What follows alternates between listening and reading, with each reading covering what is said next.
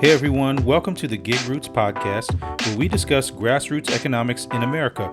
Each episode, we speak with the people who are working toward community transformation at the grassroots level. Let's go.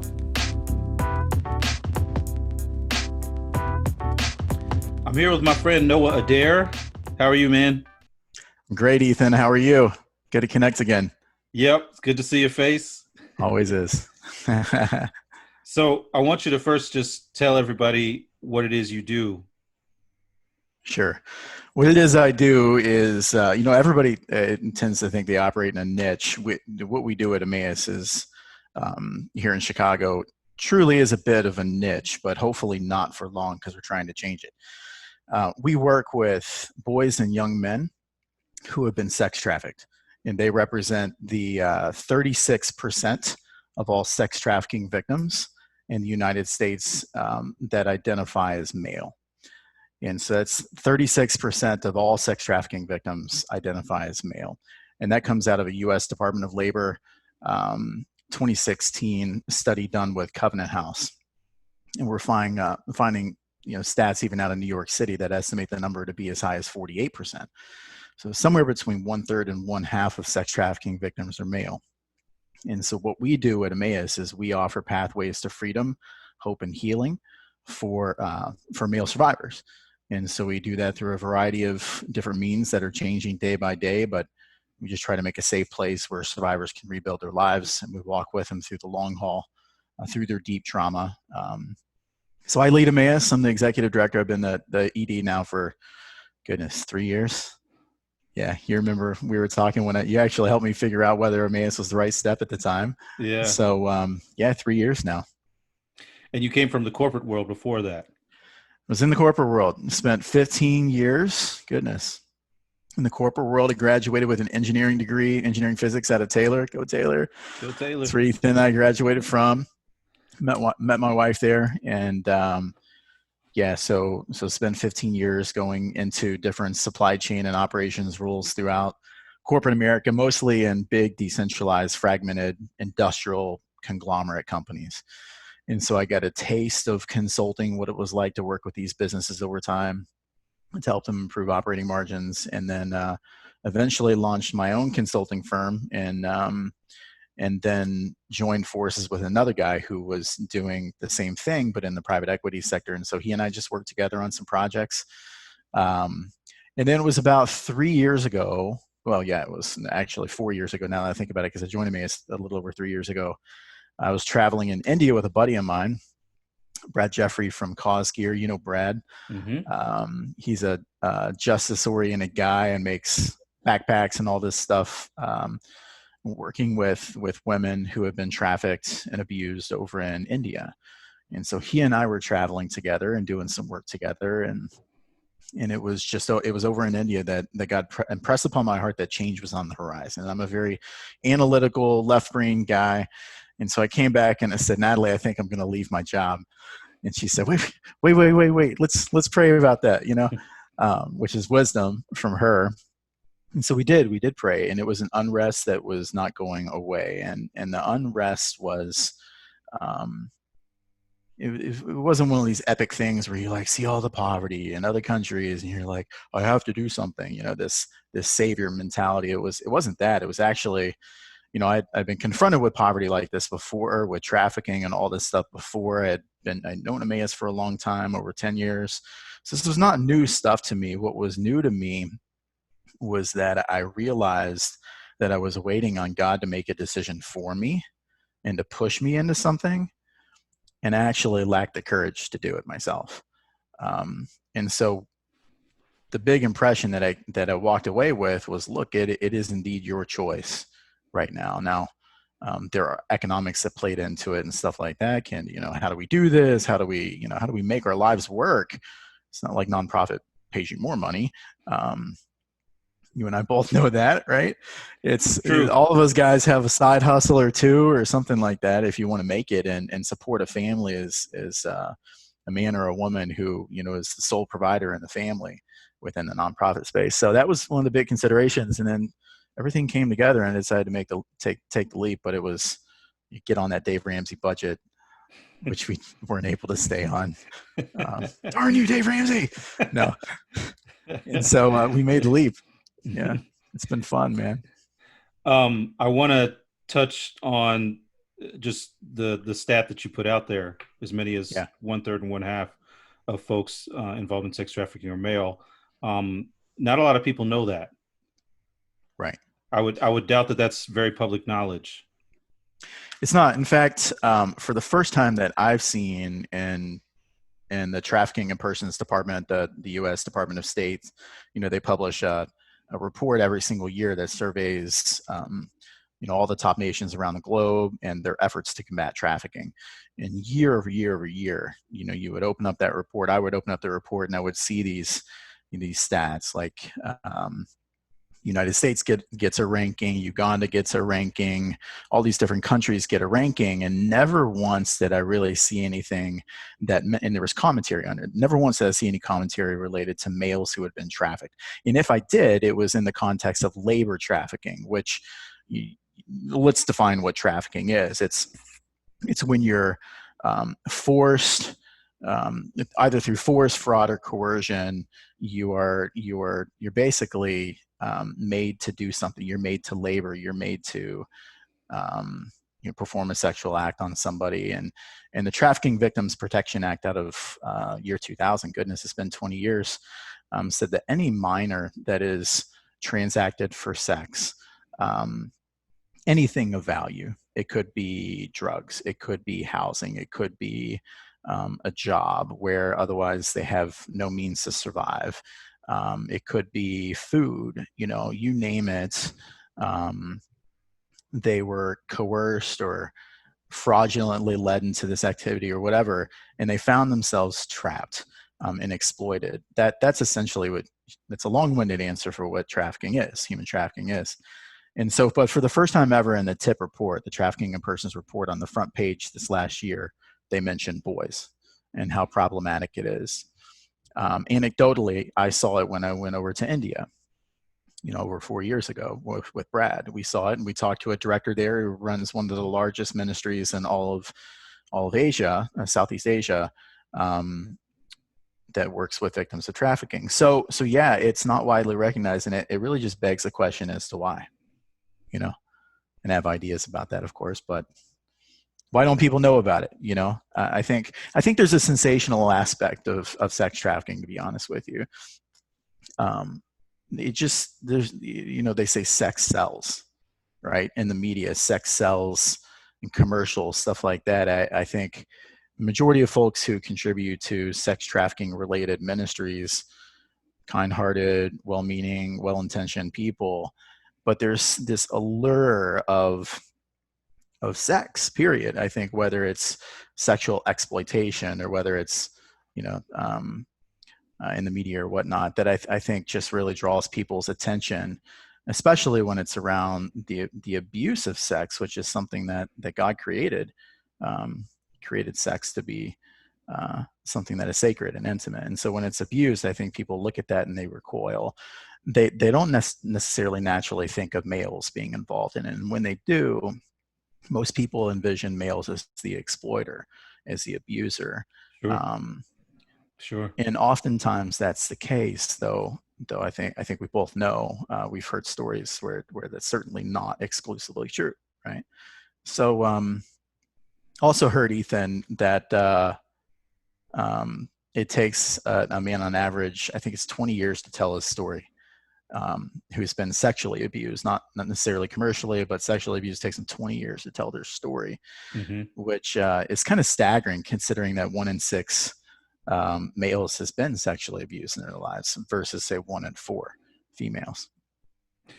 It's incredible to even hear statistics like that, and to think about the people that you interact with each day through the ministry that affects.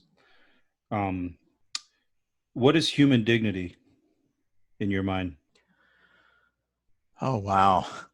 Leave it to Ethan to ask really easy, simple, basketball, softball questions, just toss it right over the plate and let me hit this and out of the park. What is human dignity? Oh my goodness. I wish I had some philosopher or author to quote. I wish I was more well-read and could answer that question.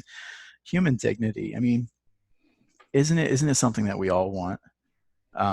Isn't it something that I think, as we look at the uprising in our society today around the injustices of our Black and brown brothers and sisters, like those are heart cries for, in my mind, for human dignity. That says dignity has been stripped away. Dignity has not been acknowledged. And so is it brings up a question: is dignity given? Like by you and me, are we the givers of dignity, or does it exist? You know, is it imputed on somebody, or is it like kind of naturally owned and indwelled? And I would say human dignity is given by God himself, by our creator. And so therefore, I think we should repulse it in our own selves. When our dignity is stripped away, we repulse at that, right? We reject that, and we say that that is not true in our spirits. Now, the tough thing is psychologically, when you've had your dignity taken away, you begin to think that you're not dignified. You know,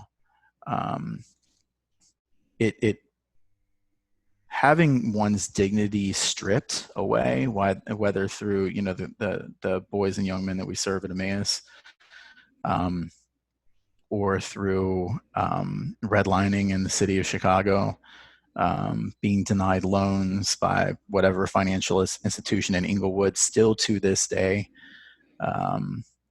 denied loans or property values suppressed. It strips away at human dignity, and that's really hard to get back. Fortunate for us, the Bible tells us all about what God thinks of us and the dignity that he gave to us, starting with, the very beginning. So what is human dignity? I don't know that I did a great job of answering it. It's very, I don't know.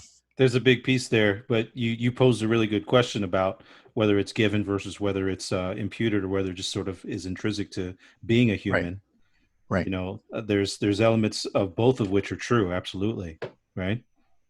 Yeah, I think so. So tell me what life is like out in Wheaton, Illinois, where you and your family live right now. What is life like? So I, if I were to walk out on the streets right now, I'm in my wife's counseling office here. She's a therapist. She works with trauma victims herself. If I were to walk outside right now, there's, some restaurants out on Hale Street, and there's folks out there dining, all of whom do not have masks on. The folks walking around, some of them have masks on, so it feels like life is starting to come back. Wheaton is, I think it's kind of an interesting place, right? Because you have Wheaton College, you have probably, I don't know how many churches you have in Wheaton. It's outside of Colorado Springs, it's probably one of the most Christian places Christian, quote unquote, places you can find. It's also very homogenous. It's very white, which is something that we kind of struggle with when we moved here, moving out of Edgewater in the city. It's a place full of complexities, I think, not unlike many other areas. I think the complexities are some of them are blatant, some of them are, they're like right out there, and some of them are more subtle.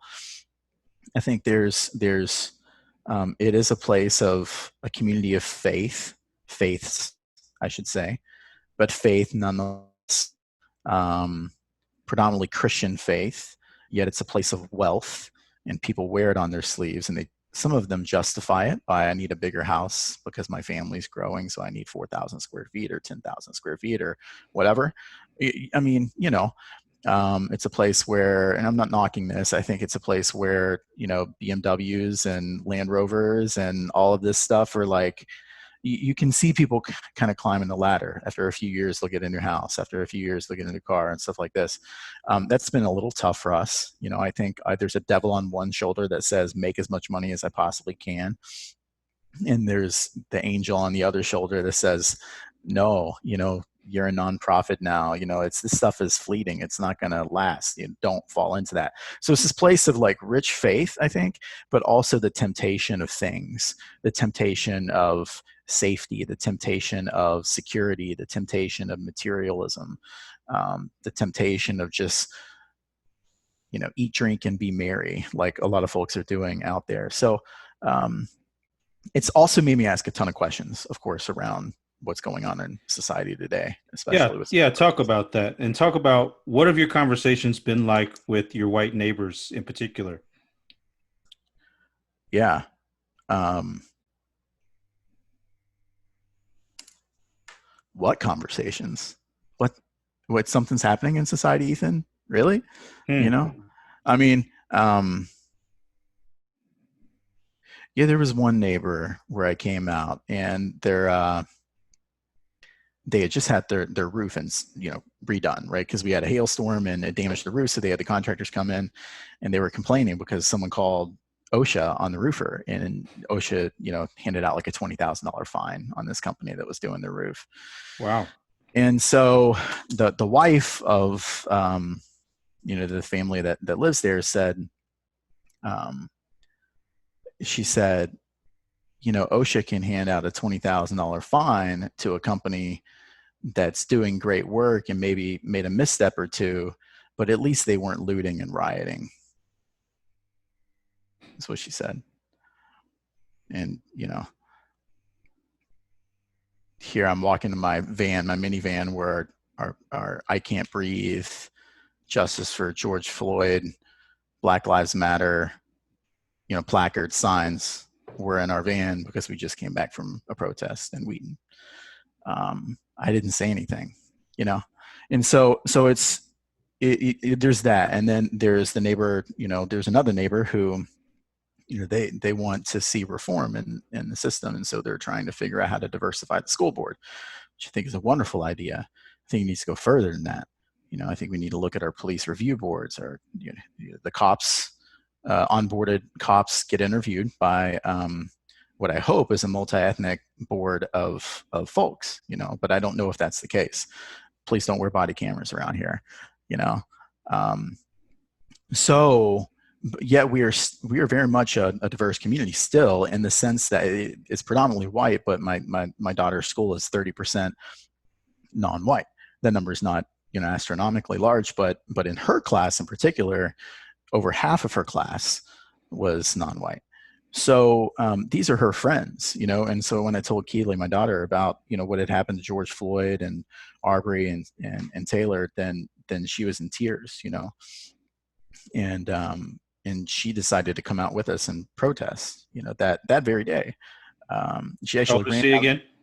What's that? How old is she? How old is Keely now? She's 8 years old. 8 years old. 8 years Yeah. old, out there protesting. Yeah, she stood there, man. She held her sign. She was out there protest. I was so proud of her. She was so resolute. But she taught me too that this is something that I think, sin is not necessarily taught, but to see the hurt that it caused her, I think it was good to see a young mind that's so resolute. So I don't know, man. It's been a little tough. There's been some people who just don't want to talk about it. I think that kind of close your garage door, go inside, and just shelter in place and wait until it all passes is the temptation of some folks. But there were 2,500 people out lining Roosevelt Road, between all the way from Wheaton to Glen Ellen, almost all the way to the interstate, 2 Saturdays in a row protesting. So it's been interesting, man. It's, like I said, probably like any community, a place of complexities. When so Dave Chappelle just came out with a new stand-up bit, which is out there now. It's on Netflix and it's on YouTube. People can find it. But he addressed what happened with George Floyd, as well as just all the injustices that have happened since then or before then.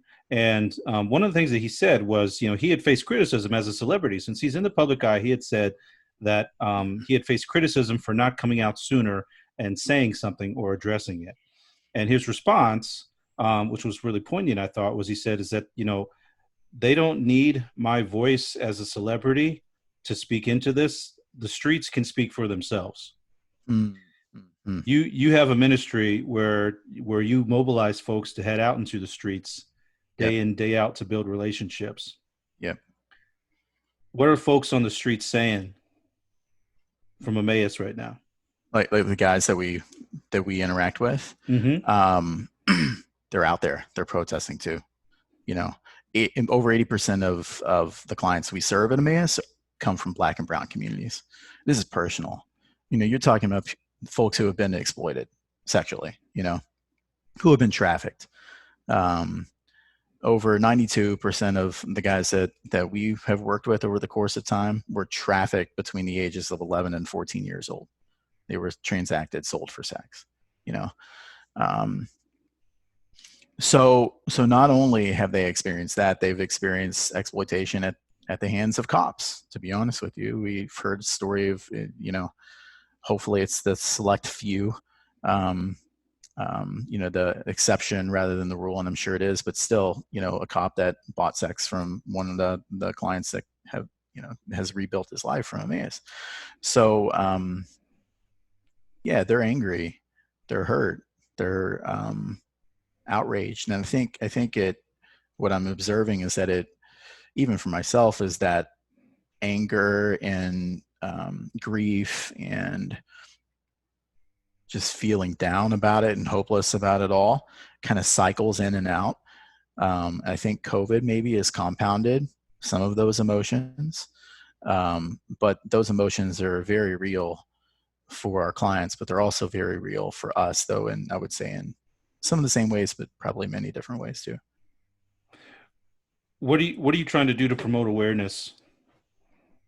Yeah, in my first response, when you mean awareness of trafficking or Mm-hmm. awareness of Well, I'd say of just both, really, of these forms of exploitation and abuse. yeah, yeah, yeah, yeah. I think people recoil when they hear about males being exploited. They assume their sexuality, they assume their sexual identity, they assume that men, some of them assume that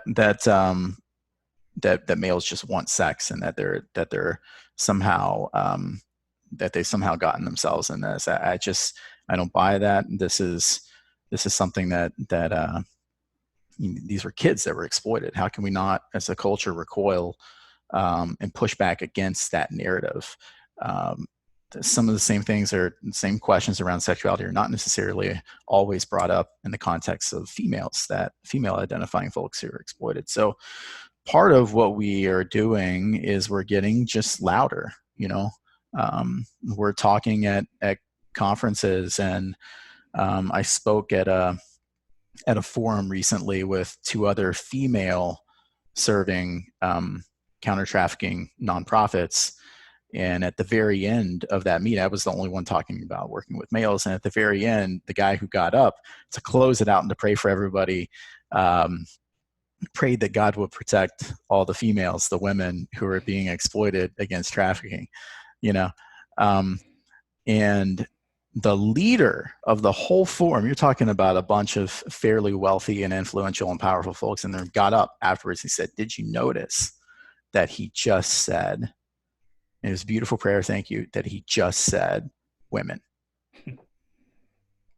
And so it was kind of a small thing, but in my mind, that is a huge win, because for the first time, that group of 60 people was saying, boys and their lives matter too. So we talk about Black Lives Matter and how important that is, because Black lives have been told that they don't matter, from a systems perspective, from an individual perspective. We say that because it has not been true in their lived experience. Well, guess what? It's certainly not been true too in exploited people's lived experience too. And so I would say that is the heart cry of an exploited person, is to say that my life matters, my life has dignity. And it's so important that we say that their lives matter and that their lives have dignity for that very purpose, because their dignity has been stripped away. So yeah, that's probably more than what you wanted, but That's great. yeah. So we're trying to get the word out, is part of it, but it can't stop there. I did some research. There's over 300 anti-trafficking organizations in the U.S. doing quote unquote awareness. That's a development person, so a fundraising person, or some sort of budgetary allocation to say that, hey, people, you should care about exploited people. Can you believe that? Like, I don't want to come across as cynical, but like, nonprofits are dedicating money to tell other people that exploitation is a problem, as if we don't already know that it's out there, So, but you're talking about millions of dollars, that are being dedicated just to tell Christians and to tell society that exploitation is there. Um, I could get on a soapbox about that. Yeah, well, it's crazy. As a white guy and a Christian, what is it that you want other white Christians in particular? What do you want them to know?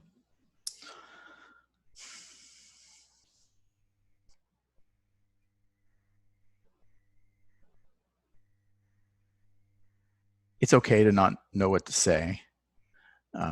It's okay to not know what to do. I think that's probably a more humble posture than getting on Facebook and trying to look woker than thou. That is a temptation, I think, in the face of these big labels, racist and stuff like that, to say, no, I'm not a racist, or to be like, I'm woke, like I get it, but what I'm realizing is, as woke as I thought I have been or was, like, there's still things I need to work on, and perspectives and microaggressions that are still a part of my daily life. And there's still the instances where I don't say anything. I would say this too, if I could say this to my white friends, like,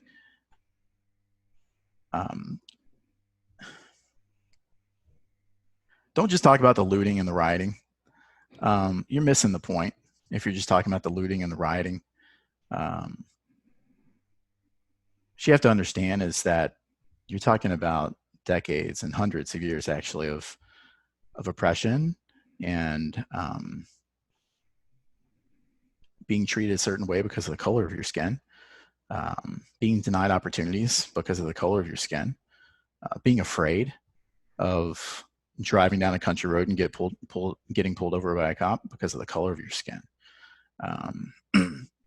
That's real. That's my friends, Ethan. I know that has been your, at least in part, lived experience through our conversations over the last 10, 15 years, as you've helped me grow. So Black lives do indeed matter. And as I said before, we need to say that, because it has not been the lived experience of our Black brothers and sisters. And it's a validation of what is true. It's a reinforcement of what God made true when he designed each and every one of us.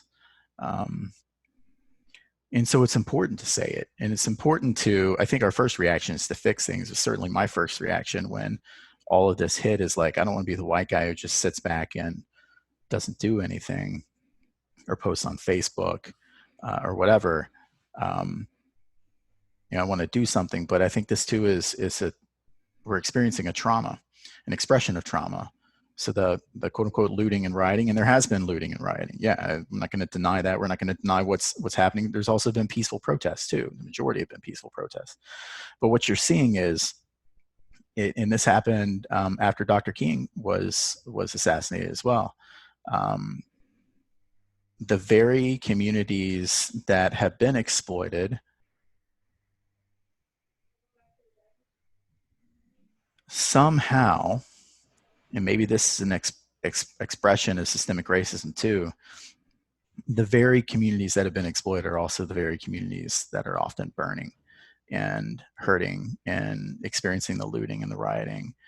And it's, if you understand anything about trauma, and I won't claim to be the expert on that, but my wife certainly does, is that, it's common to cut. It's common to harm oneself and to self-injure, when you're expressing such deep levels of pain. And almost see it like that, that trauma does make its way out, and oftentimes it doesn't feel like or express itself in the most quote unquote productive ways, but it is indeed a heart cry. It's a heart cry for dignity. So white folks, just be humble. Please be humble. Be open. You know, post less on Facebook. Talk to your friends. You know, challenge people when they make these microaggressions. Challenge yourself. Realize that it's not, you know, for lack of better words, black and white in the sense of you're racist or you're not. I think we're all just trying to become more like Jesus and be open to that. But also stand alongside your black brothers and sisters, because this is a time to where we need to speak to them. Their lives do indeed matter. So, brother, I appreciate you as always, man. Good to Yeah. see you and catch up with you. Thanks for this Good to time. see you too, man. Absolutely. Real quick, just tell everybody where to find Emmaus. Streets.org, STREETS.org. And then look us up on Facebook. So we rebranded from Emmaus Ministries to Emmaus. It's EMMAUS. And yeah, that's where you can find us. Thanks, Ethan. Awesome. Hey, everybody. Thanks for listening to the podcast.